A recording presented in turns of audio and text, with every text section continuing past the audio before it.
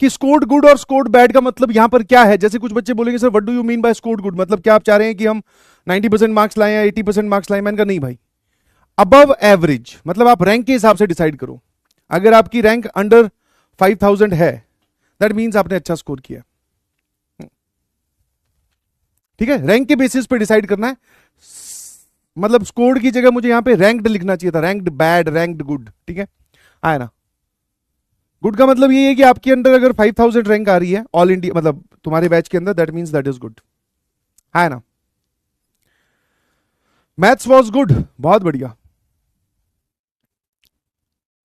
चलिए मेरे ख्याल से हो गया है, टाइम खत्म, है ना।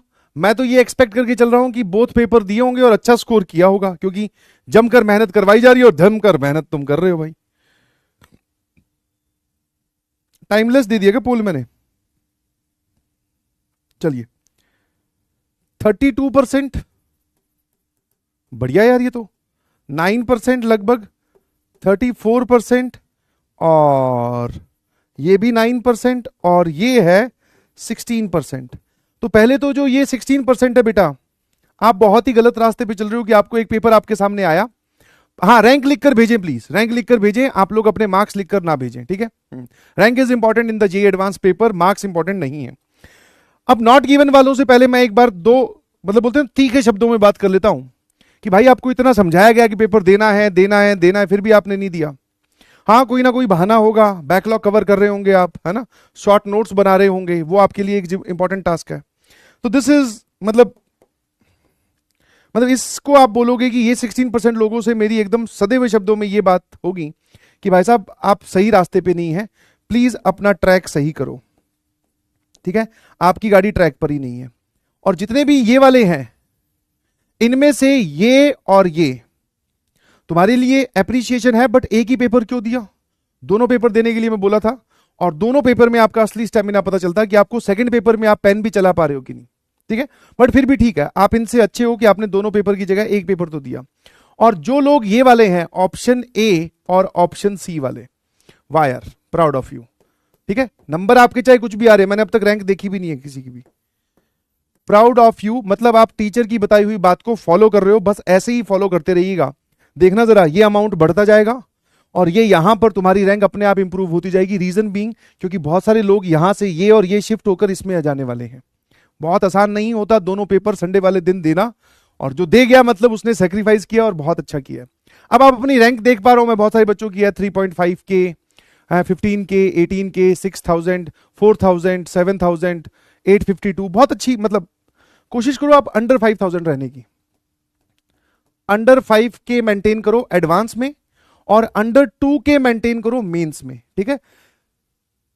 मेंटेन करो मतलब कि एक बार 2000 के अंदर आ जाओ मेंस वाले टेस्ट में, फिर उसके अंदर ही रहो। अब अंदर रहने का मतलब ये नहीं है कि हमेशा 1800 या 1900 रैंक पर ही बैठे हो, और इंप्रूव करते जाओ उसको, ठीक है।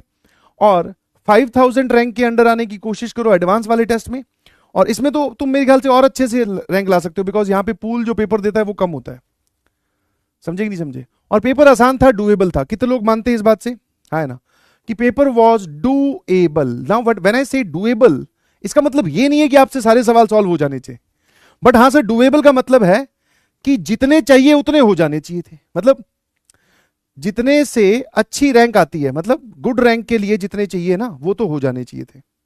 आपने एनालिसिस किया होगा उसके बाद में पेपर को, थोड़ा बहुत खत्म होने के बाद में 6 घंटे, ऐसा थोड़ी है 6 घंटे पेपर खत्म होती भाग गई। गुड रैंक के लिए जितने चाहिए दैट वाज डूएबल, है ना, इजी था बेटा, बिल्कुल सही है। आप अलग अलग सवाल को अलग अलग तरीके से ट्रीट करोगे ना, क्योंकि पेपर में क्या होता है सारे सवाल हमारे सामने एक साथ आते हैं, तो जिस पे बुद्धि लगाने वाली होती है कई बार हम उस पर नहीं लगा पाते, जिसमें नहीं लगाने वाली होती है उस पर ज्यादा लगा देते हैं। बट जब हम अलग अलग को क्वेश्चन वाइज सोचते हैं तो वो हमें एक आसान तरीके से दिखाई देता है, बोले यार ये तो कर सकता था। बस अब इसकी एक एनालिसिस तैयार करो कि इस एडवांस वाले में आपका एक्चुअल स्कोर क्या है और आप कितना स्कोर कर सकते थे। वो जो डिफरेंस है उसको मिनिमाइज करना है। कि मान लो आपका एक्चुअल स्कोर आ रहा है 100 मार्क्स, बट आपने एनालाइज किया तो आपको पता चला कि मेरे 130 आ सकते थे, तो वो जो 30 नंबर का गैप है उसको कम करना है, ठीक है। और यही काम आपको हर टेस्ट में करना है। बहुत अच्छे ट्रैक पे चल रहे हो, बहुत अच्छी बात है यार, मानोगे नहीं, मैं वापस खुश करने के लिए बोल रहा हूं। मतलब जो मैंने पिछले अर्जुनास पढ़ाए हैं उसमें ये अमाउंट बहुत ज्यादा होता है, क्योंकि पहला एडवांस वाला टेस्ट तो लगभग नहीं देते, बोले ऐसा छोड़ो, बस मेरी आपसे रिक्वेस्ट है कि जितने भी option A B C D वाले हैं, कुछ भी करके, चाहे कितना ही पेन शरीर में क्यों ना हो रहा हो, चाहे घर पे कोई सा भी इवेंट क्यों ना हो, इस ऑप्शन में मत शिफ्ट हो जाना यार। मेरी आपसे बस इतनी सी रिक्वेस्ट है। Marks rank is not a matter of concern, वो अपने आप आ जाएंगे। क्लियर है? चीटिंग वीटिंग छोड़ दो, कोई बात नहीं। चीटिंग कुछ बच्चे अगर कर भी रहे होंगे तो अपने पेरेंट्स को खुश करने के लिए, इंस्टेंटेनियस हैप्पीनेस के लिए कर रहे होंगे कि भाई आज मेरे पेरेंट्स के पास जो मैसेज जाए वो अच्छा चला जाए, कोई बात नहीं। वो अपने पेरेंट्स को धोखे में रख रहे हैं, अंधकार में रख रहे हैं। उनका उस दिन बहुत तगड़ा हार्ट ब्रेक होगा, उनका और उनके पेरेंट्स का, जिस दिन असली रिजल्ट आएगा। समझ में आया? क्योंकि पूरे साल तो बच्चे ने बहुत अच्छा स्कोर किया, लास्ट में जाकर क्या हो गया, समझ गए? तो तुम लोग उसको एकदम हटा के रखो, तुम सामने देखते रहो, ठीक है? तुम अपना काम पे फोकस करो। चीटिंग होती रहती है कहीं ना कहीं ऑनलाइन से, वो पता चला एआई वेआई यूज कर रहे हैं, कुछ भी कर रहे हैं, बट तुम सिर्फ पहला टास्क है, इसमें मत शिफ्ट होना। दूसरा टास्क है, तुम अपने रास्ते पे चलते रहो, ठीक है? ऑल द वेरी बेस्ट, शाबाश, प्राउड ऑफ यू, प्राउड।